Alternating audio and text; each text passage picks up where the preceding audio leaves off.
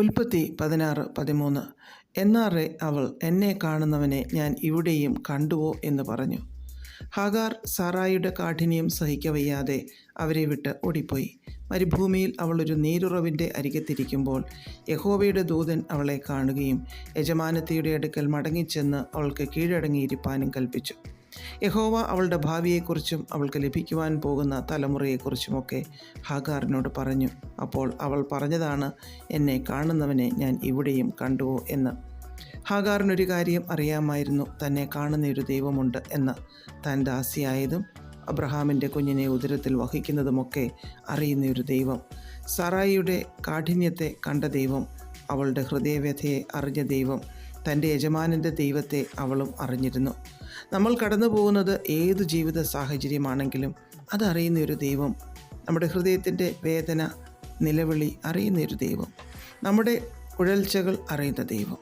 ഈ ദൈവം എൻ്റെ പ്രാർത്ഥന കേൾക്കുന്നില്ലേ, എൻ്റെ ആവശ്യം അറിയുന്നില്ലേ എന്നൊക്കെ നാം ചിന്തിക്കുമ്പോഴും നമ്മെ കാണുകയും അറിയുകയും കൂടെ ഇരിക്കുകയും ചെയ്യുന്ന ഒരു ദൈവമാണ് നമ്മുടെ യേശു കർത്താവ്. സങ്കീർത്തനം 139:7 മുതൽ നാം വായിക്കുമ്പോൾ, നിൻ്റെ ആത്മാവിനെ ഒളിച്ച് ഞാൻ എവിടേക്ക് പോകും, തിരുസന്നിധി വിട്ട് ഞാൻ എവിടേക്ക് ഓടും എന്ന് ദാവീദ് പറഞ്ഞിരിക്കുന്നു. സ്വർഗത്തിലോ പാതാളത്തിലോ സമുദ്രത്തിൻ്റെ അറ്റത്തോ ഇരുട്ടിലോ വെളിച്ചത്തിലോ എവിടെയാണെങ്കിലും നമ്മെ കാണുകയും അറിയുകയും കൂടെയിരിക്കുകയും ചെയ്യുന്ന ഒരു ദൈവം നമുക്കുണ്ട്. ദാവീദിനെ കാട്ടിലായിരുന്നപ്പോൾ കണ്ടൊരു ദൈവം, ദാവീദിൽ ഒരു രാജാവിനെ കണ്ട ദൈവം, നമ്മുടെ സാഹചര്യം എന്തായാലും കാണുന്നൊരു ദൈവമാണ്. സർവ്വവ്യാപിയായ, സർവശക്തനായ, സർവജ്ഞാനിയായ നമ്മുടെ യേശു കർത്താവ്. നമ്മുടെ സന്തോഷം, ദുഃഖം, ആരോഗ്യം, ദാരിദ്ര്യം, സാമ്പത്തികം, തകർച്ചകൾ, ഉഴൽച്ചകൾ, വളർച്ചകൾ, അകൃത്യങ്ങൾ, പാപങ്ങൾ സർവവും അറിയുന്നൊരു ദൈവം.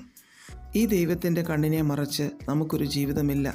നമ്മെ കൈവിടാതെ ഉപേക്ഷിക്കാതെ നമുക്കായി നന്മകളെ കരുതി വച്ചിരിക്കുന്നതിനായി നമുക്ക് ദൈവത്തിന് നന്ദി പറയാം, പ്രാർത്ഥിക്കാം. പ്രിയ പിതാവേ, അങ്ങ് ഞങ്ങളെ കാണുന്നതിനായും അറിയുന്നതിനായും ഞങ്ങൾക്കായി നന്മകളെ സംഗ്രഹിച്ചു വച്ചിരിക്കുന്നതിനായും അങ്ങേക്ക് ഞങ്ങൾ നന്ദി പറയുന്നു.